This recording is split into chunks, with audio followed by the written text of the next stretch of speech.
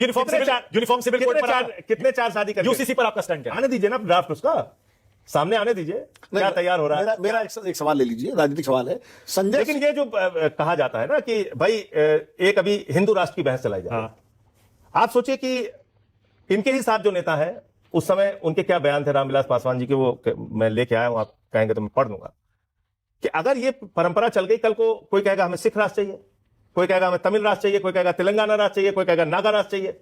हमें देश को तोड़ना है या जोड़ना है? हमारी प्राथमिकता क्या है? देश जुड़ेगा तब जब ये लोकतांत्रिक, धर्मनिरपेक्ष और सभी धर्मों को सम्मान देकर आगे बढ़ेगा। और आप सोचिए कि हम गाली गलौज करके और कभी जो मन में आएगा वो फार्मूला चला के देश को आगे ले जाएंगे? नहीं जाएगा। हमारी पहचान पूरी दुनिया में गांधी जी से है। 80 देशों में भारत के राष्ट्रपिता महात्मा गांधी की प्रतिमा लगी है, वहां कोई गोडसे और गोलवरकर की प्रतिमा नहीं लगी है। गांधी से पहचान है हमारी। हम क्या पहचान अपनी बनाना चाह रहे हैं? देखो साहब, हमने एक जापान का लड़का था, वो घाट पे नहा रहा था, हमने उसको 2 थप्पड़ मार दिया। चलिए ले लीजिए मेडल आप, इससे आपको मेडल मिल जाएगा दुनिया में। अच्छा, हमने चर्च में घुस के पादरी को जोरदार तमाचा मारा, हमको ऑल इंडिया खिताब मिलेगा इसके लिए। करिए। आज आप जान रहे हैं दुनिया के किन किन देशों में भारतीयों का विरोध हो रहा है? Australia, New Zealand, Canada, US, Denmark. क्यों हो रहा है? आप इसके बारे में सोचिए कि हमारी छवि भारत की पूरी दुनिया भर में क्या बन रही है इन कारणों से। इसी का सांसद ऑपरेशन सिंदूर के बाद गए थे मानक जी, उनसे व्यक्तिगत मुलाकात करके पूछिएगा। मुझसे तो बता कि जब हम कहीं विदेश में जाते थे, किसी के सामने अपनी बात रखते थे, वो कहते थे बाकी बातें छोड़ो, तुम्हारे अपने देश में क्या हो रहा है उसके बारे में जवाब दो। सांसदों से पूछा गया। पूछ लीजिएगा अगर मैं झूठ बोल रहा हूं। मतलब अल्पसंख्यकों को सताया जा रहा है। पूछ लीजिएगा अगर मैं झूठ बोल रहा हूं तो। माइनॉरिटीज को सताया जा रहा है। आपके देश में माइनॉरिटीज के साथ आप क्या कह रहे हैं, पहले इस पर जवाब दीजिए। पूछते थे उनसे। आप बड़ी बात कह रहे हैं संजय जी।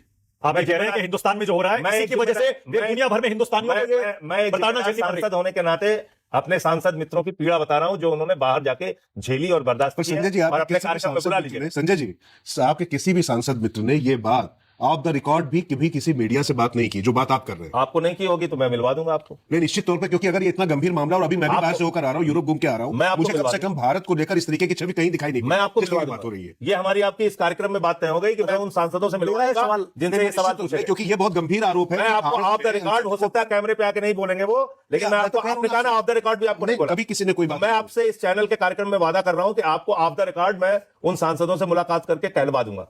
मैं आपको सुप्रिया सुले जी की बात कर रहा हूं, मैं शशि थरूर जी किसी का नाम नहीं ले रहा हूं, मैं नाम लेके बात कर रहा हूं, सबके साथ बैठा हूं, सब तारीफ कर रहे हैं। किसी का नाम नहीं ले रहा हूं, मैं आपको सिर्फ ये कह रहा हूं कि मैं उन सांसदों से ऑफ द रिकॉर्ड आपकी मुलाकात करा दूंगा। संजय सिंह छाती ठोककर संसद के भीतर जो सबसे निडर, निर्भीक, साहसी है और सबसे बुलंद आवाज विपक्ष की, मैं व्यक्तिगत तौर पर मानता हूं, मुझे लगता है इस पैनल में कोई भी इससे ना इत्तेफाकी नहीं रखेगा। वो भी यहां पर ऑफ द रिकॉर्ड बता रहे हैं कि सांसद इस तरीके की बात कर रहे थे। क्यों खुलकर नाम लेकर बात नहीं कर सकते? उनकी प्रतिष्ठा है भाई, वो देश के लिए गए थे। अगर देश की प्रतिष्ठा खराब हो, देश के लिए क्यों नहीं बोलना चाहिए? वो देश के लिए गए थे ना, देखिए बाहर देश के लिए गए थे। वो टीम इंडिया बन के गए थे, वो तो टीम इंडिया बन के गए थे, उसमें हमारे सांसद भी गए थे। संजय जी, एक सवाल मेरा आप ले लीजिए। सुनिए सतीश जी, आपकी इजाजत से। क्या बात है? संजय सिंह और आम आदमी पार्टी, संजय सिंह जो मुद्दे उठाते हैं संसद में या संसद के बाहर, आम आदमी पार्टी उनके साथ क्यों नहीं आती? जैसे वोट चोरी का मुद्दा आप जितनी प्रखरता से उठा रहे हैं, आपकी पार्टी से कोई नहीं बोलता। राहुल गांधी, आप जिस तरह जीराम जी वाले मुद्दे पर आपने बोला और उस पर बोला, आपकी पार्टी बिल्कुल से दूर खड़ी हुई है। तो ये क्या मतलब, संजय सिंह अलग है, आम आदमी पार्टी अलग है? मैं पार्टी का लीडर हूं तो पार्टी ने ही बनाया। मैं अगर वहां पर बोल रहा हूं तो पार्टी के खिलाफ जाके बोल रहा हूं, ये कहां से? मैं ये नहीं कह रहा हूं, पार्टी मुद्दों के साथ क्यों नहीं आती? आती है, बातचीत होती है। इस मुद्दे पे हमको क्या बोलना है, क्या राय रखनी है, तब तय होगा। कोई पार्टी का स्टैंड ऐसे हवा में थोड़ी जाके बोलता है कोई। हमको इस मुद्दे पे क्या राय रखनी है, क्या जो तय होता है वो बोलते हैं। बाकी नेता क्यों नहीं बात बोलते हैं? बीजेपी में देखिए, जो बात ऊपर से चलती है सब नेता वही बोलते हैं। आप जो बोलते हैं वो मैं किसी दूसरे आम आदमी पार्टी के नेता से नहीं सुनता हूं। अब हमारा जो ऑफिशियल हैंडल है पार्टी का, और या जो हमारे नेता हैं टीवी चैनल्स पे जो जाते हैं, वो उन मुद्दों को बोलते हैं जो किसी मुद्दे पे अगर डिबेट में बुलाया जाता है उनको। अच्छा संजय जी, आपने ये जो एक मेरा क्वेश्चन आपने ये जो कहा ना, देश भर में जो हालात बिगाड़े जा रहे हैं और विदेश से आपने इसे जोड़ दी, क्या आप मानते हैं ताली ये वाली एक ही हाथ से बज रही है, या आप ये मानते हैं हिंदू धर्म के जो जुलूस है उन पर पत्थरबाजी गलत है, जुदा के नारे गलत है? मैं आपको सीना ठोक के कह रहा हूं ये बात, जो भी ऐसा करे रगड़ के उसके खिलाफ कार्रवाई कीजिए, चाहे हिंदू हो, मुसलमान हो, सिख हो, ईसाई हो। मैं कह रहा हूं आपके कार्यक्रम में, कोई भी देश में नफरत फैलाने की कोशिश करे, देश का माहौल बिगाड़ने की कोशिश करे, हिंदू हो, मुसलमान हो, सिख हो, ईसाई हो, अगड़ा हो, पिछड़ा हो, कोई हो, उसके खिलाफ कानून से निपटिए, सख्ती से निपटिए। संविधान सुप्रीम है, करिए, कॉन्स्टिट्यूशन सुप्रीम है। बिल्कुल संजय जी, तो इस देश में पर्सनल लॉ की क्या जरूरत है?